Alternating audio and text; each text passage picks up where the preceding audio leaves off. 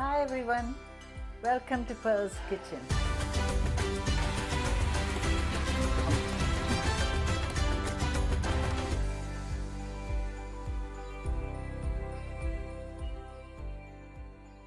Let our act of kindness make somebody's day. Amen. Today I'm going to show you my favorite Indian sweet, Gulab Jamun. This you'll find in every sweet shop in India, and it's not very difficult to make. The ingredients for this delicious Gulab Jamun: first we'll need some ghee for deep frying, but you could use oil if you don't want to use ghee, but I always do them in ghee. It comes tastier. And you need a heavy based karai, and in here I've got 2 cups of sugar, and in the same cup I measured the water, so 2 cups of water. We need a few drops of either rose water or Kewra. I've got Kewra water, and few shreds of kesar, that's saffron, and I've got 2 green cardamoms that I've popped open. So that's the syrup, the ingredients for the syrup. And now for the main Gulab Jamun ingredients. In the thali here I've got 1 cup of milk powder, and you can use any milk powder. I'm using full cream milk powder. And here I've got 2 tablespoons of maida, that's cake flour, plain flour, and I've got 1 tablespoon of very fine suji, and that's semolina. I've got a 1/4 teaspoon of baking powder, and I've got 2 pinches of green cardamom powder, and I've got 1 tablespoon of ghee in here, and we'll need some milk to make the dough, and we'll need a bowl to cover the dough. So the very first thing we need to do is make the syrup. So that's the sugar. Just add the water to the sugar, and now put the gas on. Put it on a low heat to begin with, and now keep stirring it till all the sugar's melted, and as soon as the water starts coming to a boil, then I'll tell you what we need to add. You can see all my sugars melted and dissolved, so now we can add the Kewra essence. I've got like a 1/4 teaspoon, and you can add the green cardamom and give it a stir, and then you add the kesar. If you don't have kesar, don't worry, you can do it without it. Now keep stirring because it's still not come to a boil. You can see now it's starting to bubble and boil. Make sure the gas is down, and now you just time this, not more than 3 minutes, and then you can put the gas off. Okay, the syrup is done, we can put it off. Another way to test this to see if it's done enough is if you just take a little bit between your finger, and then you'll find the stickiness, and it'll like make a 1-wire stickiness, if that makes sense. And that's it, your syrup. It has to be liquidy. You just now keep it aside, put the gas off and keep that aside. Okay, now that the syrup is made and kept aside, we're going to make the dough now.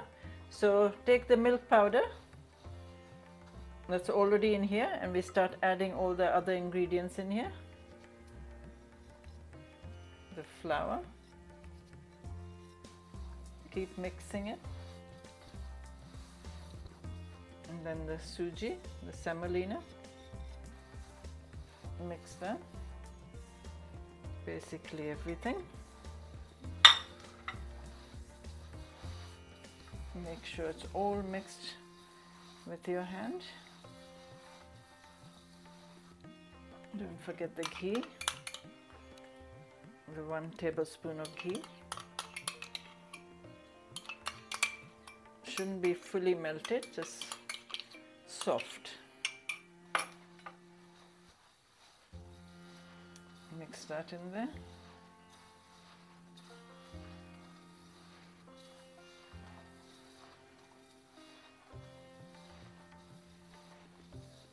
And now we'll just start adding the milk. Now you're going to make this into a dough, a very soft dough.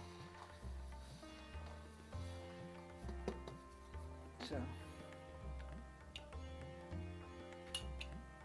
we'll start with putting around 3 tablespoon.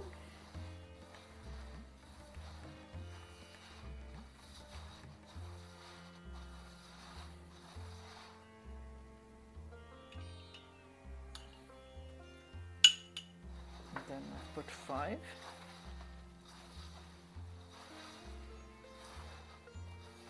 Make sure it's not a stiff dough, it has to be a soft dough. So another 2. I think that should be enough.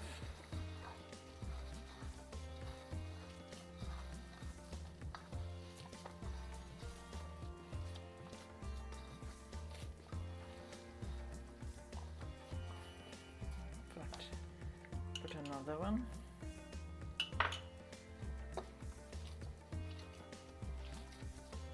And now you don't need it, just mix it. Take a flat spoon and try and mix it.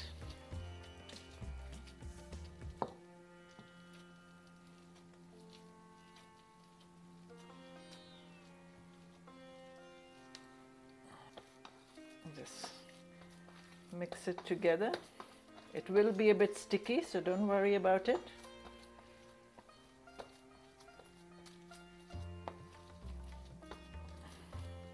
We might need the rest of the oil, rest of the milk, but for now, that's it. That's how soft we need it and a bit sticky. So you're just going to put a bowl on top of it and let it rest for 5 minutes. Okay, our dough's had its 5 minutes. We have to see now if we need to add the rest of the milk. It was milk I was using and not oil, like I said. Yeah. See, I feel like we're going to use another 2 tablespoons of milk and mix it again because it's got semolina in it and the semolina soaks up all the milk that we put. So mix it with that another 2 tablespoons of milk, and you can see it's still nice and soft and sticky. And now we cover it and let it rest for another couple of minutes. Okay, that's our dough ready and it's rested, and that's how we need it, soft and sticky. But before we start forming them into round marble sized bowls, I have put the gas on, and gas needs to be on a medium heat because we need the ghee. We need to fry them on a low heat.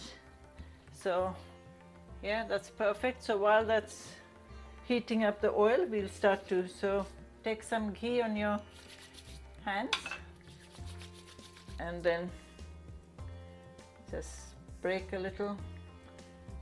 You only need like a marble size, and now keep forming them round and round till you get absolutely smooth marble shape gulab jamuns.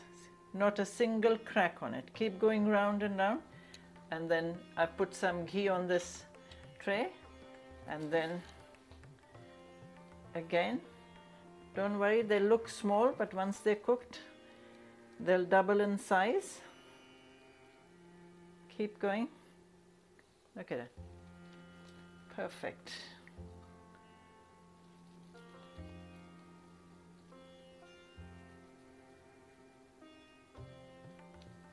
Not a single crack in them, it should be. Now keep going till you've done all these gulab jamuns in that shape. Okay, that's the last one. Made the last 2 a little bit on the bigger size. You can make them you could make them oblong if you want. Yes, you have to keep rubbing it in your hands till it's absolutely smooth and no cracks in it at all. And that's it. Now you let it rest for a couple of minutes. Okay, now that the gulab jamun dough is rested, now come to the oil, and you make sure the oil is not too hot. It has to be on a medium. Now take a spoon and keep stirring the oil so you're distributing the heat everywhere. And then you take a small piece of dough and then you put it in. And as soon as you put it in, you can see it will start releasing all the bubbles. There you go. And then you know it's done. Okay? So the oil is done. You can take that one out.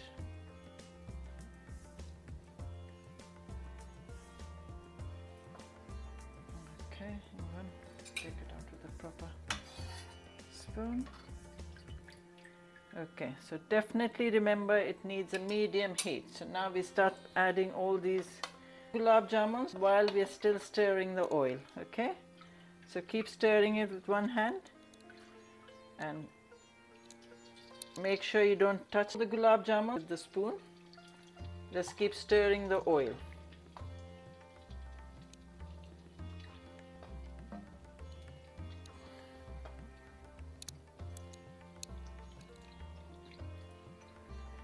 And keep putting all of them.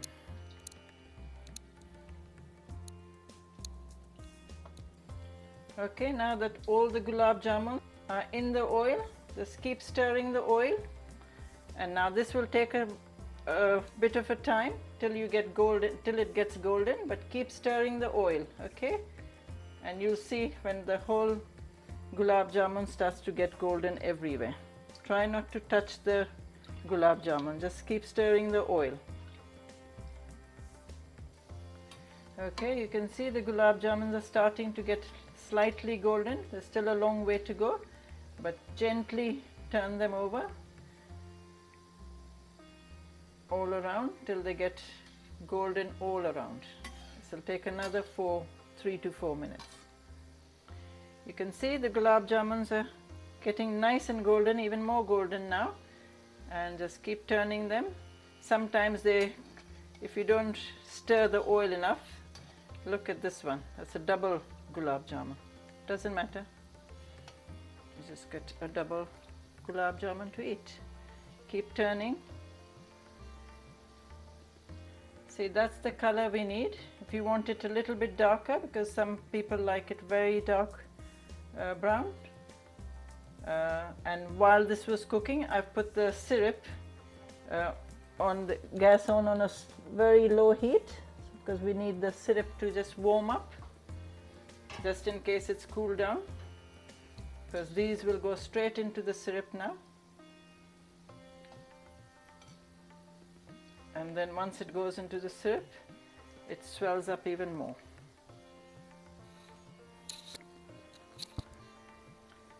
Okay, that's why we need to cook it on a medium heat, because it takes a long time. And if you put it on a high heat, then it will start to burn quickly and it will be all raw inside. So I think we're done. So just go straight into the syrup.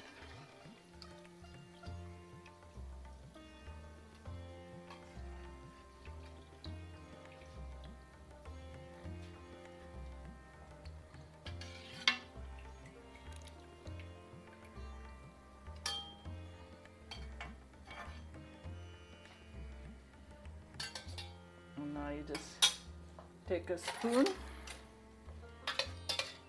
and just make sure it's all coated, and now you put the lid on here, and the syrup should be lukewarm.